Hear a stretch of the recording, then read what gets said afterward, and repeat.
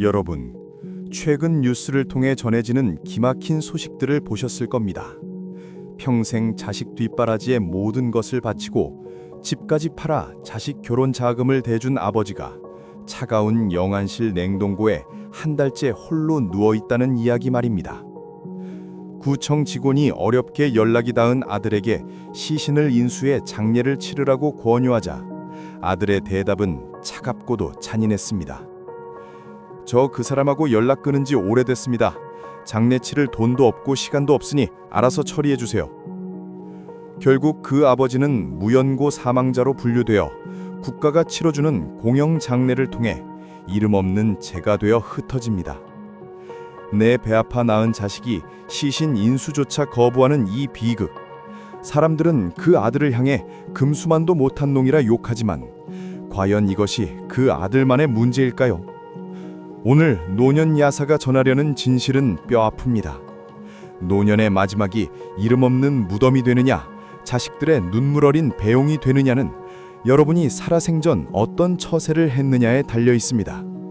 조선시대에도 이와 똑같은 비극이 있었습니다.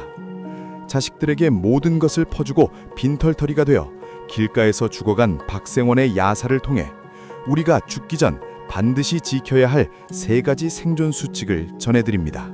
조선 중기 안동 땅에 한때는 남부러울 것 없는 가세를 자랑하던 박생원이라는 노인이 살았습니다. 그는 정이 많고 심약하여 자식들이 손을 벌릴 때마다 거절하는 법이 없었습니다. 큰아들의 과거 공부 비용으로 논을 팔고 둘째 아들의 장상이천으로 집을 저당 잡혔지요. 내가 좀 고생하면 어떠냐? 우리 아이들이 잘 살 수만 있다면 내 입에 들어가는 밥물을 줄여거라도 도와야지. 박생원의 이 지극한 사랑은 결국 독이 되었습니다. 자식들은 아버지가 베푸는 것을 당연한 권리로 여겼고 아버지가 가진 모든 것을 짜내어 각자의 삶을 꾸렸습니다. 박생원이 80의 나이에 병들고 빈털터리가 되자 세 아들은 약조라도 한 듯 아버지를 외면했습니다. 어느 추운 겨울밤, 박생원은 텅 빈 초가집에서 홀로 숨을 거두었습니다. 이웃 사람들이 이 소식을 세 아들에게 전했으나 아들들의 반응은 현대의 무연고 고독사와 소름 끼치게 닮아 있었습니다. 나는 지금 장사일이 바빠 갈 수 없으니 동생에게 물어보게. 형님이 장남인데 내가 왜 장례 비용을 대야 하나? 결국 박생원의 시신은 열흘이 넘도록 방치되었고 마을 수령이 이 사실을 알고 분노하여 아들들을 잡아들였습니다. 하지만 아들들은 관아 마당에서 오히려 당당하게 소리쳤습니다. 아버지가 우리에게 빚만 남기고 죽었는데 우리가 왜 고생해서 장례를 치러야 합니까? 박생원이 실패하고 최부자가 성공한 결정적인 차이는 무엇일까요? 바로 자식의 마음속에 부채의식, 미안함과 고마움을 남겼느냐입니다. 최부자는 재산을 미리 주지 않음으로써 자식들이 자신에게 무언가를 받아야 할 빚이 있다고 느끼게 했습니다. 하지만 박생원은 너무 일찍 모든 것을 내주었습니다. 자식은 부모에게 모든 것을 받고 나면 처음에는 고마워하지만 시간이 흐르면 부모를 다 짜낸 레몬 껍질처럼 여깁니다. 효도는 부모가 자식에게 베푼 사랑의 양에 비례하지 않습니다. 오히려 부모가 자식에게 줄 것이 남아있을 때 자식은 부모의 존재를 무겁게 여깁니다. 자식에게 내가 너를 위해 이만큼 희생했으니 너도 나중에 해줘야 한다는 말은 공허한 잔소리일 뿐입니다. 그들의 머릿속에 아직 부모님께 받을 것이 남았다, 혹은 부모님을 모시지 않으면 내가 손해를 본다는 현실적인 긴장감을 심어주어야 합니다. 이것이 당신의 시신이 영안실에 방치되지 않게 하는 첫 번째 방어선입니다. 무연고 사망의 가장 큰 원인은 자식들이 부모를 가성비가 맞지 않는 존재로 인식하기 때문입니다. 잔인하게 들리겠지만 이것이 인간의 본성입니다. 박생원은 자신이 빈털터리라는 사실을 온 동네와 자식들에게 너무 일찍 드러냈습니다. 반면 지혜로운 노인들은 수중에 돈이 떨어졌어도 결코 자식 앞에서 기죽거나 가난을 고백하지 않습니다.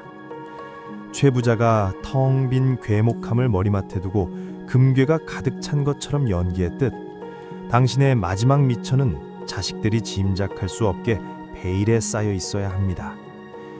자식에게 경제적 무능력을 증명하는 순간 당신은 부모라는 권위를 잃고 부양해야 할 짐으로 전락합니다.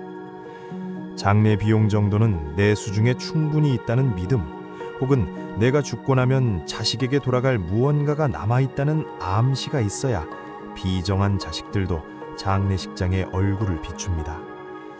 슬픈 현실이지만 자식의 발길을 돌리는 것은 부모의 사랑이 아니라 부모가 쥔 마지막 카드의 무게입니다. 돈이 전부는 아닙니다. 돈이 한 푼도 없어도 자식이 시신을 거부하지 않는 집이 있습니다.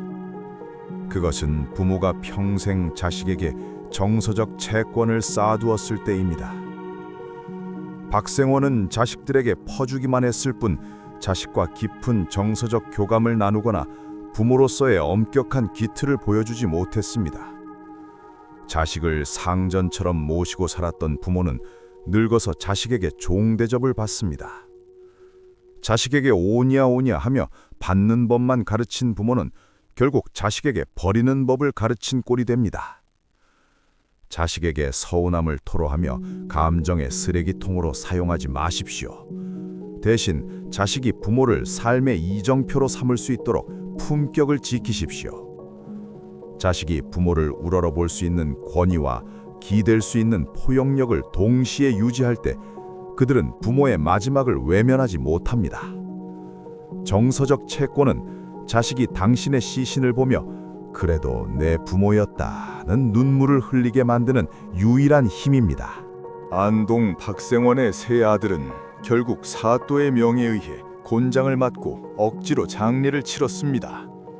하지만 그 장례식은 울음소리 대신 서로를 비난하는 고함만이 가득했습니다. 박생원의 무덤은 얼마 지나지 않아 잡초만 무성한 황무지가 되었습니다. 오늘날 영안실에서 자식을 기다리는 수많은 무연고 사망 어르신들의 삶도 박생원과 다르지 않았을 것입니다. 그분들 역시 한때는 자식을 위해 자신의 온 생을 불태웠던 평범한 아버지, 어머니였습니다. 하지만 그들은 침묵하지 못했고 카드를 쥐지 못했으며 자식에게 희망 대신 짐이 되는 길을 택했습니다. 시청자 여러분, 고독사는 단순히 혼자 죽는 것이 아닙니다. 자식들이 당신의 존재를 지우기로 결심했을 때 비로소 완성되는 비극입니다. 오늘 노년 야사가 전해드린 박생원의 비극을 가슴 깊이 새기십시오. 자식을 믿되 자식의 본성을 간과하지 마십시오.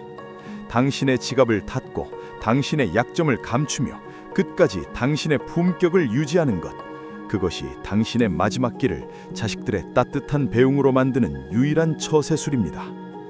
입을 닫아 바문을 살린 최부자와 입을 열어 무덤을 판 이판서, 그리고 모든 것을 퍼주고 버려진 박생원, 당신은 어떤 노년의 길을 걷고 계십니까?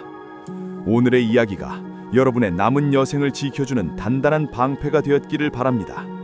노년 야사는 여러분의 흔들리지 않는 품격을 언제나 응원합니다. 구독과 좋아요로 함께 해주십시오.